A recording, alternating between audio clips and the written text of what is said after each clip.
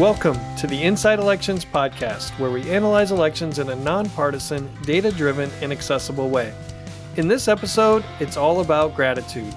We'll talk about what Republicans, Democrats, and even President Trump should be thankful for this holiday season. And we're grateful that our friend and guest, Kirk Bado of National Journal's Hotline, is on hand to help. Buckle up.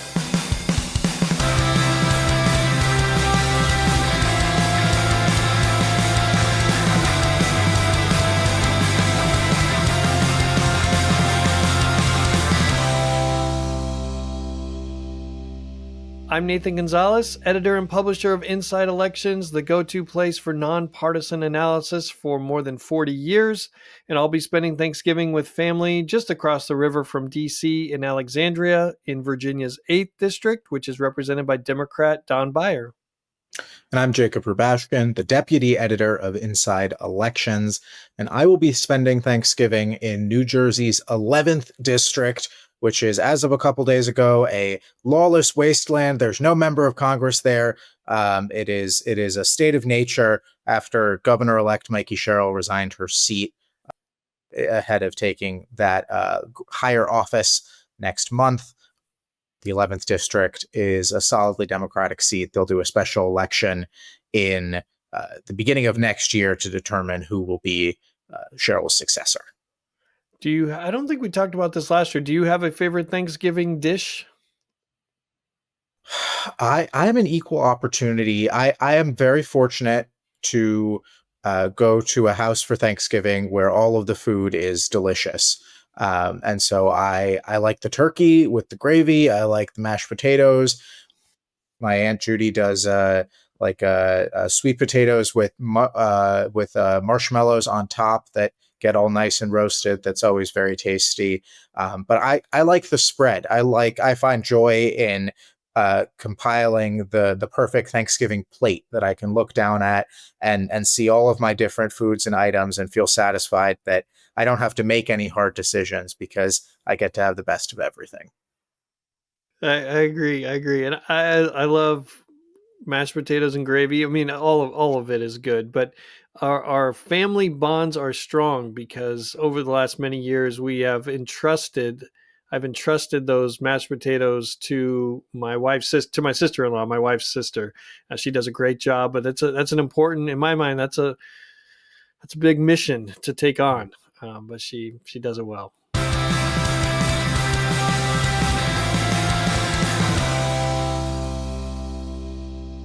Before we bring in Kirk, let's do some headlines. Jacob, kick us off. I broke some news earlier this week that former Congressman David Trone of Maryland's 6th Congressional District looks very much like he is polling a primary challenge against his successor, fellow Democrat April McClain Delaney. This is a Western Maryland district that leans Democratic, but is the most competitive seat in the state currently. Trone is super wealthy. Delaney is also pretty wealthy. Trone, I found a poll that is pretty clearly sponsored by him or commissioned by him, testing any number of attacks against McClain Delaney and positive messages about Trone. We haven't heard anything from the former congressman himself as to whether he is going to do this, but I had previously reported that he was calling around to local elected officials in the district, telling them that he was probably going to make this primary challenge. Yeah, and Jacob, you've had some great luck on these online forums, whether this was a Facebook group for local Democrats. You also broke the story about former St. Louis Cardinals pitcher Adam Wainwright, and you found details of a poll that was trying to be used to recruit him on a St. Louis Cardinals fan Reddit thread. It's on Reddit. So I don't know. It's fun to see how and where you are uncovering things. Yeah, well, don't expose all the secrets here, but yes, I've had a good string of finds in terms of the polls that oftentimes never get reported out because the results don't get released, but their mere existence suggests a lot about whatever story we're working on. Well, it started with tips from good sources, so that is also helpful. Well. All right. Georgia Republican Marjorie Taylor Greene announced she'll be resigning from the House in early January. It's been quite a heel turn for the Congresswoman, who is one of the highest profile MAGA members in the House, to now one of the only Trump critics on the Republican side. Her resignation will leave Speaker Mike Johnson without a vote for at least a couple months, but her 14th district seat is not vulnerable to a Democratic takeover, considering Trump finished ahead of Harris there by 37 points in 2024. Oh, just a stunning, perhaps not end to the story of Marjorie Taylor Greene, but milestone for someone who first came to the national consciousness for her conspiracy-laden Facebook posts calling for Nancy Pelosi to be executed, chasing David Hogg around Capitol Hill, harassing him, banging on AOC's office door before she was a congresswoman, to now being caught in Trump's crosshairs and bowing out of Congress early. Another retirement from a very different member in a very different part of the country caught my eye this week. New York Congresswoman Nydia Velázquez of the 7th District is not seeking re-election. Velázquez is a trailblazer in Congress. She was the first Puerto Rican woman to be elected to the United States Congress, and she's been an elder stateswoman of the New York Democratic Party for quite some time.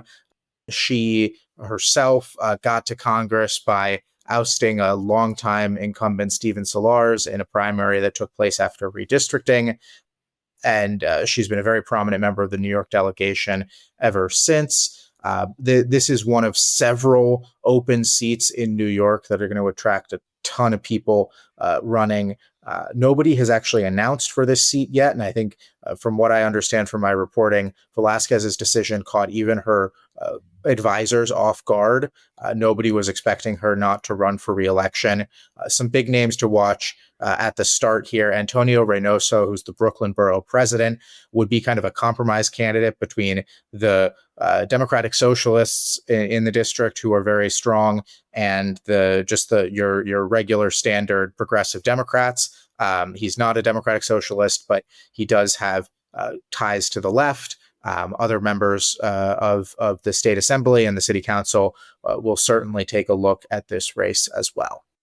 And Jacob, you mentioned this a little bit in the intro, but the special election to replace Democrat Mikey Sherrill in New Jersey's 11th district is set, as she was just elected governor. The filing deadline is next week on December 1st, with an important Democratic primary on February 5th and the special general election on April 16th. Now, Vice President Kamala Harris finished ahead of Trump by 9 points. But in this political environment, there's not really a risk of Republicans winning this in the special election. So the race to watch will be on the Democratic side, where there will be a lot of candidates, is the specific amount. So, but at a minimum, Hakeem Jeffries is going to be down a Democratic vote for, it looks like, 5 months. Yeah, I think we are back to a universe in which there is very rarely, if ever, a full contingent of House members. I believe that has been the case for a while, that we have not had a full 435. And between Sherrill's resignation, Marjorie Taylor Greene's resignation, we will continue to be down at least a few members of the House from one party or the other for the foreseeable future. And that matters when there's only a three seat margin. Every single one of those votes and seats counts when it comes to passing any sort of legislation. Yeah, they gotta fund the government by January 31st. So, oh, man, here we go again. Here we go again.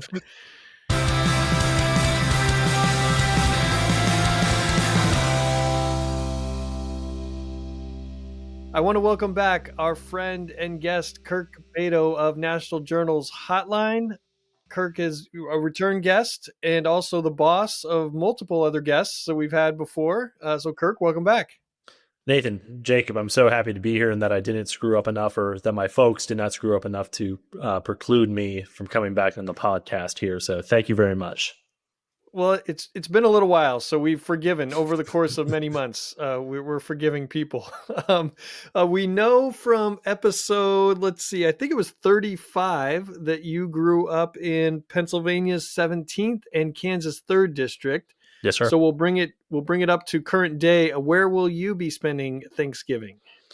Well, right now I'm calling in from my folks' home in Florida's 22nd district. I'm down here until the day before Thanksgiving, and then I'm going up to Nashville, Tennessee's 7th district specifically. You got to be careful with how they've split up Nashville now for the holiday. There's a pretty exciting race up there, so I'm going to actually be doing a little coverage up there in between helpings of turkey. Nice. And are you in charge of a specific dish for the meal? I am in charge of staying out of the way. We don't. we always get takeout here at my household. My mom makes the best thing my mom makes is reservations.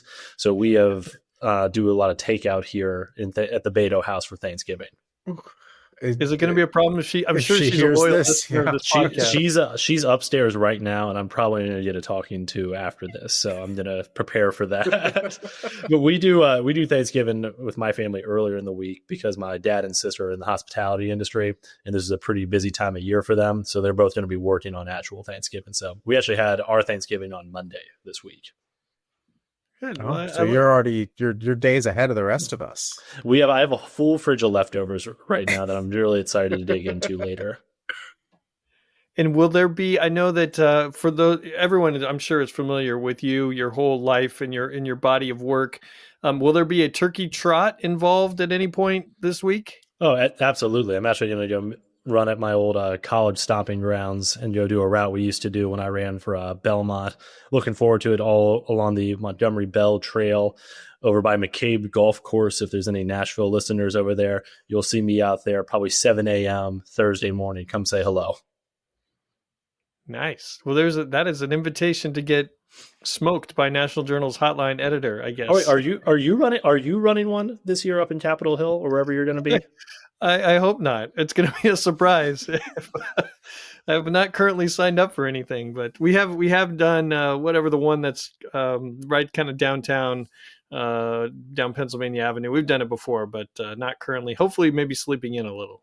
That's nice. Jacob, are you going to do a turkey trot at all, or is the family getting you out there? It's like you don't even know me. I just want to hear it coming from your mouth instead of my mouth. No, I am. I'm going to spend Thanksgiving morning traveling up to New Jersey, and so I will not be. I will be very stationary as opposed to. You can do a lot of laps on the Amtrak there, back and forth a little bit. That's true. Yeah, I got to keep the blood flowing.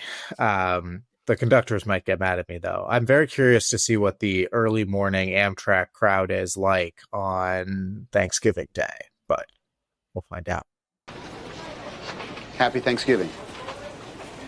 It's your turn to say Happy Thanksgiving back. Happy Thanksgiving back. Well, we wanted to continue, since we are in Thanksgiving week, have a Thanksgiving episode. And I thought it would be fun to talk about, kind of break it up, what each party, what different politicians, what they should be thankful for, And so why don't we start with Republicans? To either one of you, kick us off. What should Republicans be thankful for in this holiday season? Jake, this is your podcast after you. Okay, well, I will start things off. I will say the Republicans should be thankful that things don't look as dire for them as they could.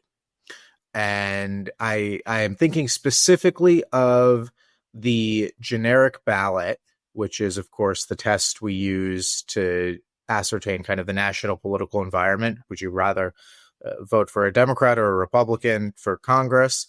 And I checked before the show, and the current generic ballot polling average from 50+1 from Elliot Morris and Mary Radcliffe is a Democratic advantage of 4 points, about 45 to 41, which, is not great for Republicans. But if you look back in 2017, in the old 538, rest in peace, politics generic ballot, at this exact date, which is as of taping November 25th, Democrats had if I'm doing my math correctly here, an 8.6% advantage in the generic ballot. So double what they have right now. So if you're a Republican, you're looking at the environment and you're saying it's not great, but it could be a heck of a lot worse. And maybe that's a reason to be thankful. Jacob, I think that's a real nice one, especially when you think about, again, you pulling up that data there, where they were at this point during Trump's first term. I mean, they were abandoning ship left and right. We have seen a lot more retirements this past month, and resignations as well. Thinking about Marjorie Taylor Greene and what her what her walking away means, but the sky isn't necessarily falling for them right now. Again, that's a pretty low bar, like what you're laying out here. But if there's any reason to be thankful right now in an off year, especially after they got shellacked pretty good at the beginning of the month in those off year elections, not being completely down and out is something definitely to be thankful for.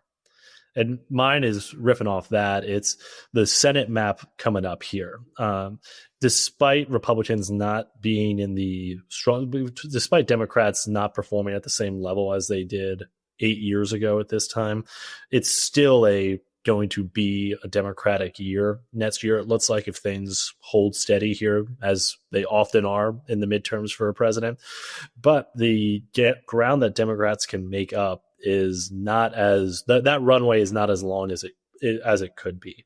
You're looking at their best pickup opportunities that you guys have been talking about are Maine, North Carolina.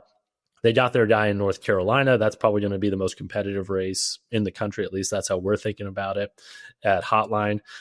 Michigan, they got 3 probably pretty strong candidates running up there. That primary is until August. Mike Rogers is running away with that nomination on the Republican side. But, the thinking goes that if Republicans couldn't flip that seat in the high water mark last year with Trump's overperformance there, they're going to have a heck of a harder time to do it in a bluer midterm. Georgia, it's a bunch of JV candidates competing there after Brian Kemp said that he's not going to run there. John Ossoff is going to be in the race for his life, but I'd rather be John Ossoff right now than any of those other Republicans. But then after you get out of those 4, the Maine, North Carolina, Michigan, and Georgia, there seems to be just a massive cliff that falls off in terms of competitiveness, which is going to limit Democrats' gains in the Senate if this turns out to be a blue wave. The most they can get there is probably 2, maybe 3 if they get real frisky in Iowa, or if Ken Paxton wins that nomination in Texas. So if I'm looking at loss mitigation right now, I'm John Thune. I'm thankful for the Senate map coming up here in 2026. Yeah. And I mean, we talk about how this is a different cycle than 2018 in terms of the generic ballot and where it starts out. But one of the similarities, of course, is that 2018 was a similarly situated Senate map for Republicans. It was a real bulwark against what turned out to be a significant Democratic wave, that the Republicans were actually able to pick up seats in the 2018 midterm election, which is not something that people generally talk about because it goes against the conventional wisdom. But Republicans ended that Senate cycle up 2, and despite a D+8 national environment. Yeah, and even though President Trump seems like he's been able to suspend some of the typical laws of politics, the laws of the physics of politics, is that his job approval rating is not good. He's tracking about with where he was in his first term, and it's hard to pull out of that. And even though when he's on the ballot, sometimes he's been able to overperform, when he's not on the ballot, Republicans have a tough time overperforming. So I think Republicans should be thankful for Afton Bain. Now, she is the Democratic nominee in Tennessee's 7th district, where there's a special election coming up next week. And based on Democrats' overperformance in other special elections, based on the Democratic performance a couple weeks ago in the 2025 general elections, this could be a real problem for Republicans. Now, President Trump finished ahead of Harris by 22 points, so this is not a swing district, but one of the saving grace, or what Republicans might be able to be thankful for, is that she has shown really no interest in, I would say, moderating or walking back any number of liberal or progressive issues or stances or quotes things that she said. And we'll see what the margin ends up being. Kirk, and it sounds like you're going there. You have Tennessee ties. Like, what is your read on this special election? But what's interesting is that I think Republicans are rightfully worried about this right now. They're investing, outside groups are investing more in this than they have in any of the other special elections so far this year. And I think it's because Tennessee, even in a good year, has a tendency to have pretty low turnout, I think bottom 10% or so in terms of turnout among the states. This special election is also scheduled for the Tuesday after Thanksgiving, which is a whole another curveball here. And what we've seen in all these different special elections so far in 2025 is that Democrats tend to have a little bit more of an advantage in these low turnout affairs here, that their base of voters right now is more highly educated, whiter, older, all these people who are more likely to turn out in these low turnout affairs here. And I think, I'm trying to get a little bit more clarity on this later this week when I'm up in Tennessee, hitting the campaign train a little bit with Aftan and the Republican Matt Van Epps. But Aftan comes from the activist world. She comes from from her background before she was a state legislator, was as kind of this more progressive agitator.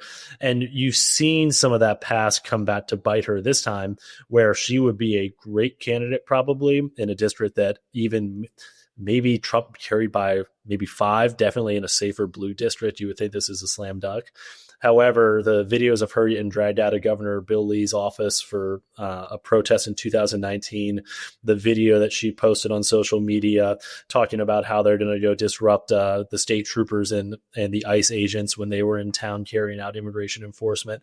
Again, would be fine stuff if this was a safer blue seat, but in one that you're going to have to rely on a lot more rural areas. You got to remember this Tennessee 7 is a pretty sprawling district that stretches from the northernmost point of the state all the way down to the southern point of the state. A lot more rural than it is in Nashville. There's a small sliver of West Nashville in there. But she's going to have to rely on voters from in and around Clarksville and Fort Campbell, for example. So not necessarily people who are going to take kindly to her saying they're going to go screw up state troopers here. So I think she's starting off as an underdog. Republicans are worried about it. I think anything within 5 points would be a victory for Democrats at this point. That's kind of the marker I've been thinking about with this, but I'm curious about what you and Jacob are thinking about what success might look like for Democrats here outside of an outright win, of course. Look, I think that, the average special election overperformance that we've seen in 2025 year to date versus the 2024 election has been about 13 points for Democrats. So that suggests that if this is an average special election, this would be a high single-digit win for Van Epps. But it also means if it's an above-average special election for Democrats, it could get much, much closer. I don't want to lose sight of the fact that even if it just hits the average, that's still a good sign for Democrats, right? We know that there is this correlation between special election results and eventual outcomes in the midterms. It's not dispositive, but it is a useful piece of data. So even if she gets within 10 in a Trump plus 22 seat, that clearly suggests something is going on. I think the margin takes on more of a significance now that Republicans have woken up to the fact that this is a real race. I think it's one thing if she were to have gotten close by sneaking through, essentially, by relying on people not knowing that this was a real race, not having Republicans engaged on the ground or national Republican groups involved. Now that the Republicans at the national level, from the Trump super PAC world, from the Club for Growth, from some other super PACs have put in, I want to say, upwards of $2 million at this point on behalf of Matt Van Epps, the Republican candidate. If Bain is still able to keep it close, I think that speaks to some underlying fundamental issues for Republicans. And Kirk, to your point, I think it's going to be very interesting to see how well she does in those more rural areas, right? Obviously, the strategy to winning here is to have Nashville punch above its weight, right? This was a turnout operation. The Bain campaign's goal was to have those voters make up a higher proportion of the overall electorate than they typically would in, say, a presidential or even a midterm year. That's why you have, Bain campaigning with someone like Jasmine Crockett, who is certainly not, I would say, who you would go out to win over Trump voters with if you were campaigning in the more Republican parts of the district. But to turn out voters in Nashville, yeah. Well, that's exactly right. And that's former Vice President Kamala Harris also came down to go campaign with her in Nashville as well to try and rally people and increase turnout in Davidson County and that sliver of Nashville there. And in fact, to your point, Jacob, again, that this has become increasingly on the national radar. Right before we started recording here, Vice President Vance said that he's going to be spending Thanksgiving in Fort Campbell, which is just right across the border, like what we were talking about, doing Thanksgiving meals with troops there, which, again, it's not necessarily a campaign stop. He's not out there hitting the stump with Matt Van Epps, but you can bet Van Epps is going to be there. He's a former service member as well. This is going to draw increased attention to this race as well, using the soft bully pulpit of the White House. So I think it's very telling that Vice President Vance is spending Thanksgiving in Fort Campbell, which is right outside the district. It just speaks to the importance of this race on the national Republican radar.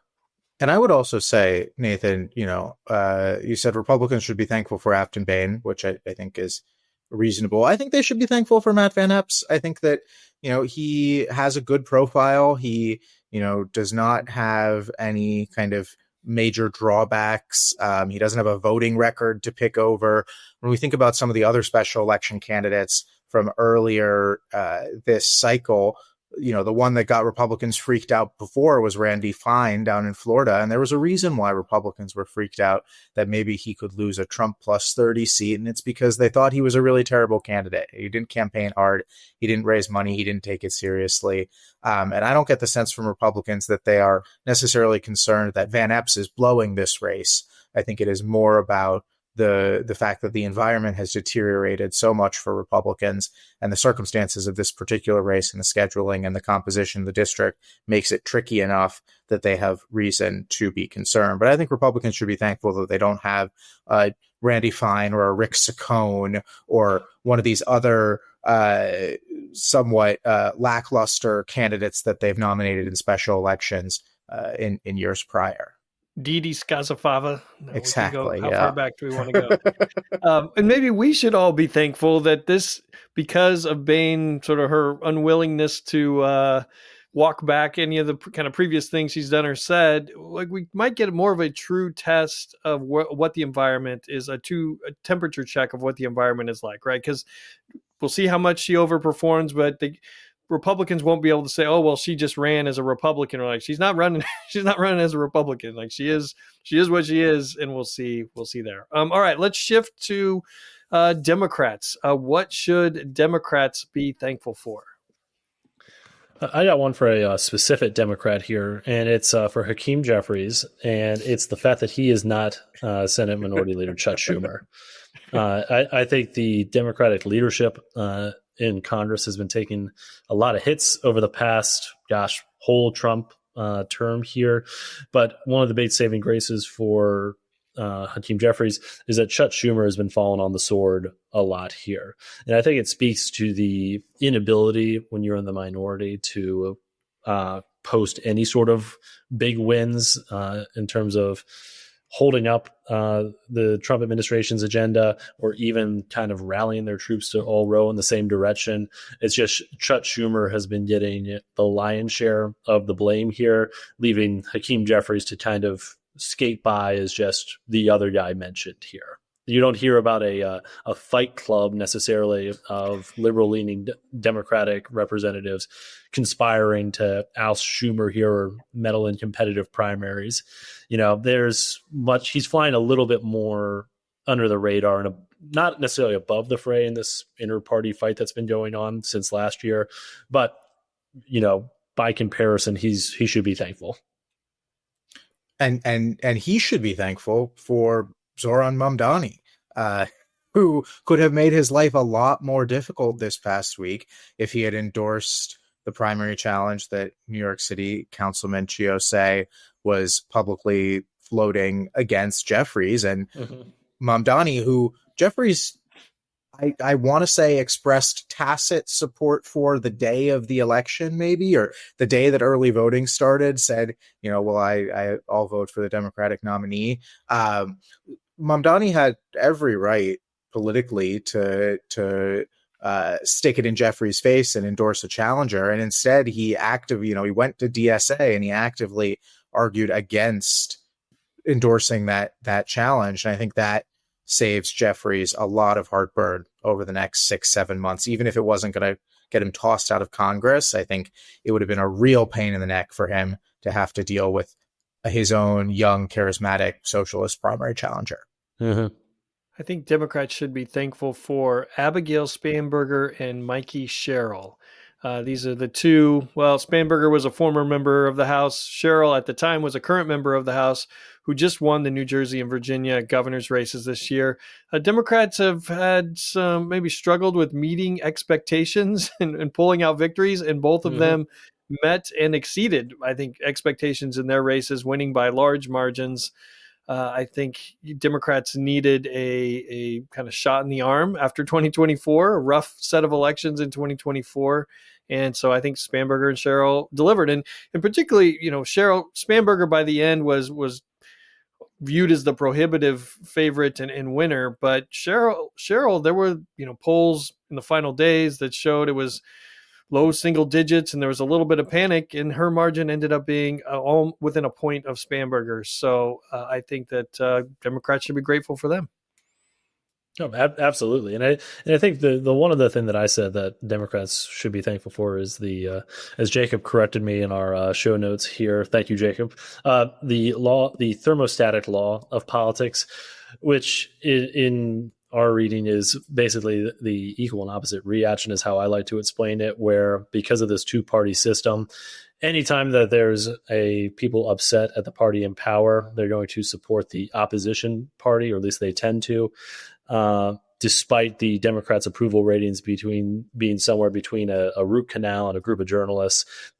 Voters are still turning out for them as a way to keep the current administration and the current party in power in check. So despite maybe some of their best efforts, the law of keeping everything even here will win out, and they should be very thankful about that. Well, as someone who had a different type of oral surgery fairly recently, it is not fun. I don't care if you don't like politics. It's not worse than that. I think that Democrats should be thankful for Congressman Wesley Hunt of Texas. That's a good one. I think that, Kirk, to your earlier point, Democrats need to make something happen in Texas, a state that they've been trying to make happen for 3 decades unsuccessfully in that Senate race. And their path to victory there involves State Attorney General Ken Paxton defeating incumbent John Cornyn in the primary. And while Paxton looked strong at the beginning and Cornyn looked pretty weak, the Cornyn folks have spent a ton of money to try and bring that race a little bit closer. Nathan, you've written about this. The money hasn't necessarily helped Cornyn, but it does seem to have brought Paxton down to earth a little bit. And there was a growing sense among Republicans that Cornyn was back in the game by the time we got out of this summer. That's, of course, important because to get the Trump endorsement, John Cornyn has to show that he's a winner, that he has a path to victory, and that he can actually win the primary, because Trump isn't going to endorse a loser. And so that momentum shift that we all began to feel perhaps in August, September was important. And then along comes Wesley Hunt to crash the party. And I think it's pretty clear that Wesley Hunt in the race is a net negative for John Cornyn. It creates an opportunity for all of the votes that didn't want to go to Ken Paxton to find a different landing place than Cornyn. And even if Hunt has no path on his own to the nomination, he will absolutely force a runoff. And I think no matter who goes to the runoff, Cornyn will be an underdog there. I think generally speaking, incumbents are underdogs in runoffs. We see this in Texas pretty frequently. When it happens, it's a really bad sign, especially if you're like John Cornyn and you're going into a runoff with between 30 and 35% of the vote. That's a great point, Jacob. There's going to be a lot of Democratic tables right now that are gathering together with their families and saying, you know what, we're thankful for here: faith, family, and Wesley Hunt. Wesley Hunt, yeah.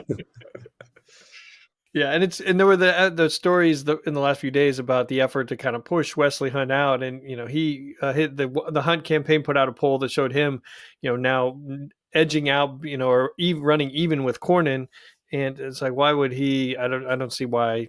I don't see why he would get out. And that filing deadline is coming up very soon because the initial primary is early March, so early on the calendar.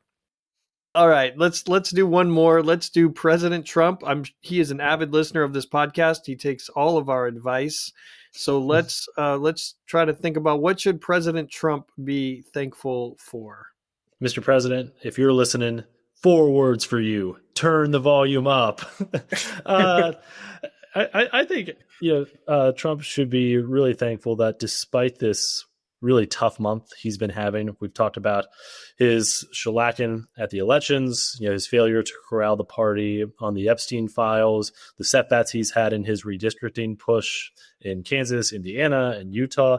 He's still the most powerful figure in the Republican Party. There's not a whole lot of people who are jumping in to abandon him and say that we need to move on from Trump. Candidates are still jockeying for his endorsement in all these competitive primaries. After he withdrew his support from Marjorie Taylor Greene, she decided to resign rather than face a bruising primary, which she said, I would still emerge victorious, but I'm not going to put myself and my family through that. Okay. I was, Nathan, I was just waiting for her to say the only poll that matters is election day, in that press release there to really drive home what losing campaigns say. Despite all the arrows that he has taken, he's still the alpha and the omega in the Republican Party.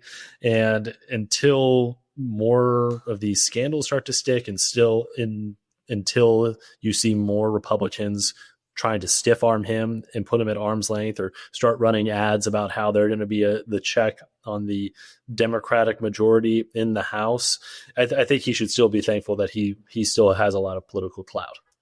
Yeah. I would say he should be thankful not only that he has a lot of political clout, but that he has a lot of financial clout as well.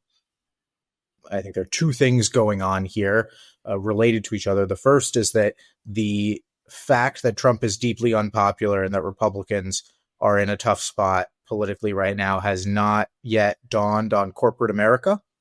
I think that corporate America is still very much living in the post-November 2024 election universe, where Trump is the most dominant figure in American politics. He is infallible, he is invincible, and he is worth putting a lot of money toward.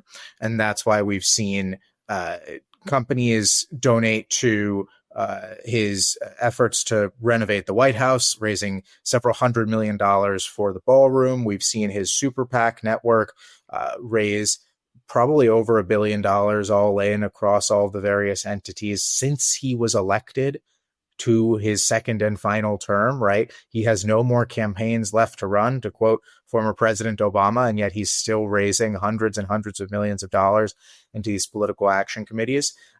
And he will still probably be able to extract even more, as we've seen from, the deals that he's been cutting with various businesses for tariff relief, for favorable treatment from the government.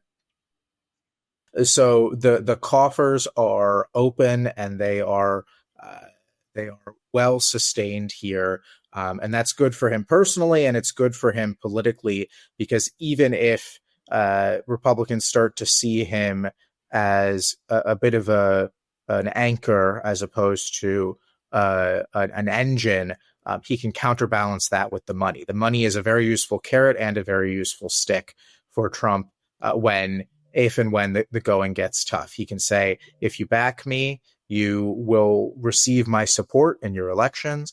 And if you cross me, Indiana state legislature, the state senators are doing with redistricting, or Congressman Thomas Massey is doing on all sorts of issues, I will come in with the millions and millions of dollars that I've saved up and use it on you and back your opponent.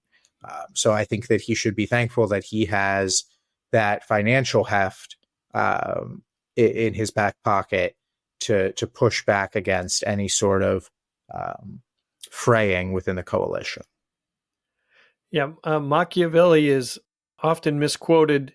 The misquote is usually that it's better to be feared than loved, and it's actually safer to be feared than loved. And I think with that all the money that he's raising, that the fear of what that can be done if it's working against you, like, is going to help keep people in line. And that could be tested, though, as the Epstein situation keeps going, or there's more to be unveiled, because that is one of the reason why that issue will not go away, is because it has some bipartisan support, right? It's not just Democrats driving a partisan. It can't be dismissed as a partisan narrative, because there are Republicans that believe that we should know more about that. For me, this goes two ways, but I think President Trump should be grateful for New York City Mayor Zohran Mamdani. Now, on one hand, the reason why I started with this is because Republicans need a new Pelosi. They need a new person that they can kind of a new person to be the figurehead for a woke, liberal, progressive, out of touch Democratic Party that they've been running against for 20 years, and using Pelosi as that. Now they have someone who's a high profile mayor of a large city who is a self-described Democratic socialist. And so he checks a lot of boxes. But also maybe Trump, he should be thankful for a new friend, right? I know that most normal people didn't watch that press conference in the Oval Office with the president and Mamdani, but if you have time, go back and watch at least part of it. I'm sure C-SPAN or there are places to find it, because it is really fascinating that two people that couldn't be more different in a lot of ways, just kind of being chummy and getting along and having a good time. It was really fascinating. So maybe maybe Trump should be grateful for in a couple different ways for Mamdani. Well, we talk a lot about the crisis in masculinity in America, and it's difficult for men of that age, when you get a little bit older, to make friends. So just to see that happen in real time there, to see a blossoming bromance live on C-SPAN, it was very sweet, and I hope it inspires a lot of other men all around the country, actually, to reach out to people who they might think they're different than politically, to find that sort of friendship and camaraderie. Maybe the president could open up the Oval Office for more, friend making activities for others. That could be a hub for friendship. I'm so curious to see how the Mamdani thing ends up working out. How this meeting, affects or doesn't affect Republican plans to use him as the new Pelosi. But I do think, in hindsight, maybe we should have seen their chumminess. Chumminess is the wrong word, because I do think it was fairly one-sided. Trump was a lot more affectionate in that meeting than Mamdani was. But Mamdani hits several of the sweet spots for Trump that make sense, right? He is great on camera. We know that Trump at heart wants to be a Broadway producer. He wants to be a talent agent. He wants to, he got famous the second time from scouting talent from people on TV with The Apprentice, so he loves someone who is charismatic and good on camera. We know he loves an underdog. Trump has always thought of himself as an underdog, a scrappy kid who made it big, with $1 million loan from his father. And we saw in that meeting, Trump started recounting Mamdani's polling and the polling average in the mayor race. He's in the primary, and Mamdani was kind of uncomfortable, but Trump was like, you started out at 1%, and then you're at 4%, and then 5%, and then you were at 10%, and then weren't you at 17%? And then, and so I think it almost felt like he was identifying with him. But there was an element of like, you and me both, we were underdogs. People counted us out and we shocked the system. And then finally, of course, they're both from Queens, right? That's the flip side of this, the flip side of this scrappy kid feeling, right? Like, they have different upbringings, but they're both from Queens. They're both New Yorkers. They both clearly love New York City incredibly deeply. And if nothing else, they could probably just sit and talk about New York for hours on end. Mamdani kept on bringing up like Hillsdale Avenue, which is a major street in Queens. Like he was really hitting the New York trivia hard there. And so I don't know. I mean, I wonder if this is the kind of thing that breaks containment. I think Mamdani clearly broke containment. People who aren't political know about him and know about the win. And I wonder whether Trump kind of shining his face on Mamdani, it will also break through and make it more difficult for Republicans to turn him into a figure like Pelosi. And it's probably bad news for Senator Cornyn if the president is paying that much attention to polling, and if he's looking at Cornyn's polling, there's not quite that ascent that Mamdani had. Well, this has been fun, but we have one more segment to do with a few more moments of thanks. So let's move on.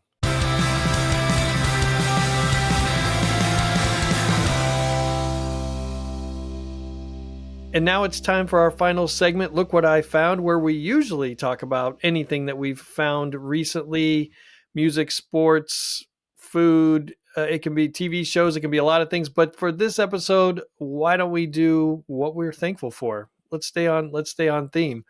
I am thankful for a Seattle Seahawks wide receiver named Jackson Smith-Njigba. Having trouble with his name is why people call him JSN. He just broke the Seahawks single season receiving yardage record. It's only 11 games into the season.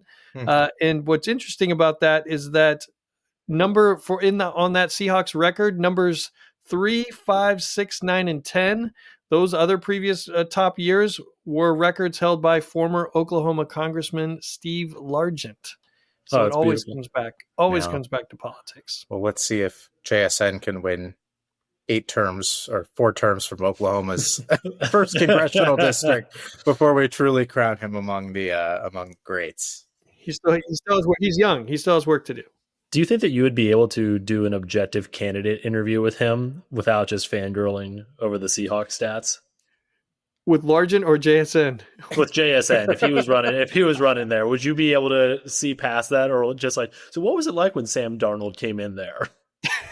I'd probably have to let Jacob guide that interview, and I would just have to. Kirk, here's what I'll say: when we interviewed J.D. Scholten when he was still running for Senate in Iowa, let's be very clear here: J.D. Scholten never played in the majors. Obviously, a very good baseball player, has had a long career, played in the independents, played in the minors.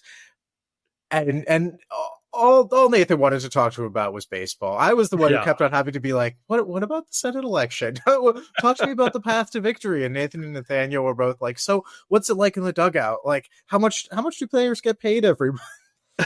I would love to be a fly on the wall with you two plus our friend Nathaniel Rakich doing that JD Scholten interview, because I think you would have done nothing out of politics there, but you would have been able to start just naming some dudes in whatever AAA league that JD was playing in. That would have been beautiful.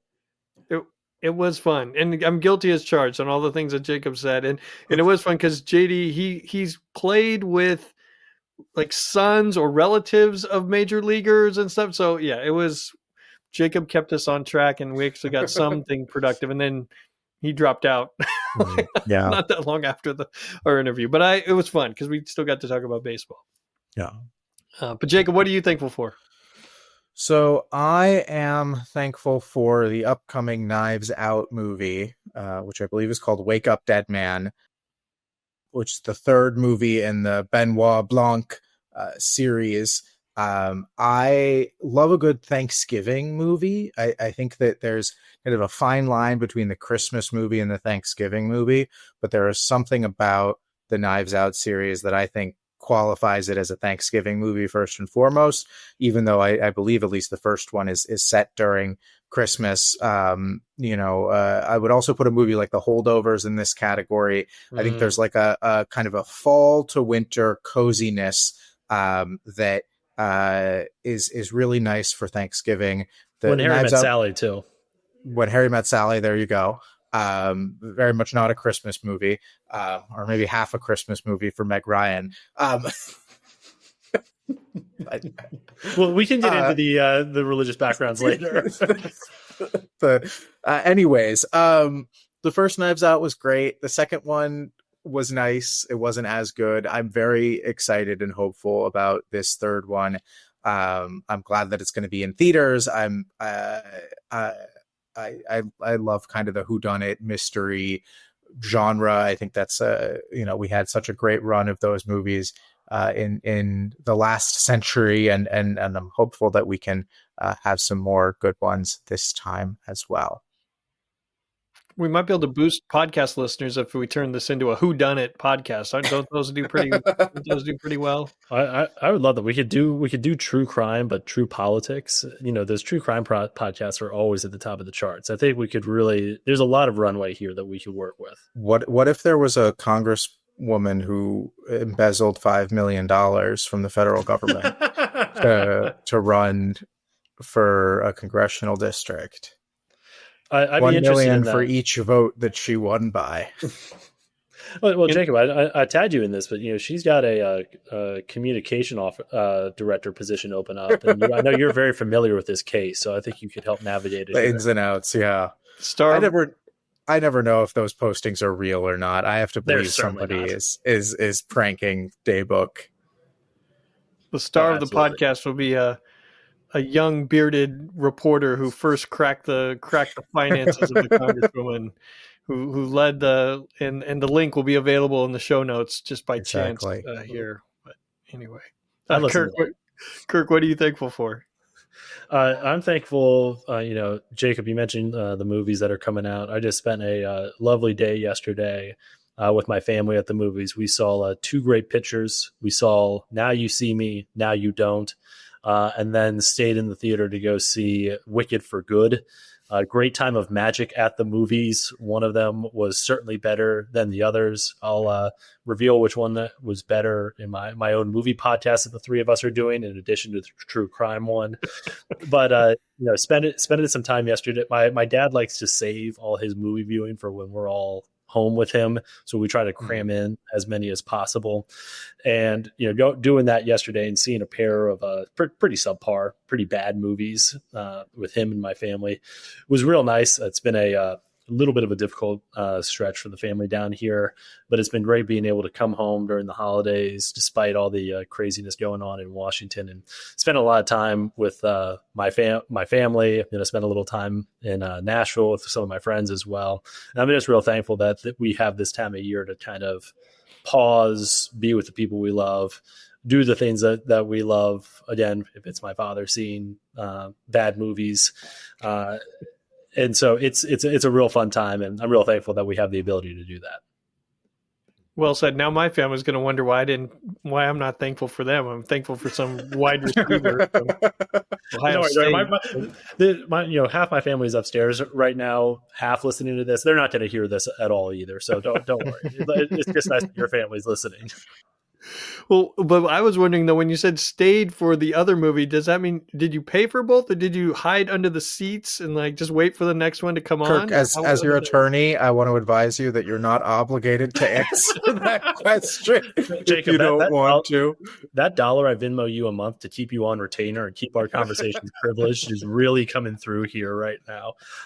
No, we did leave the theater because we went and did Thanksgiving dinner in between movies. So it was great. We got popcorn at the movies for Now You See Me, Now You Don't. Left, had Thanksgiving dinner, and got back in time for the 7:30 showing of Wicked for Good. So it was a full day at the Bado household.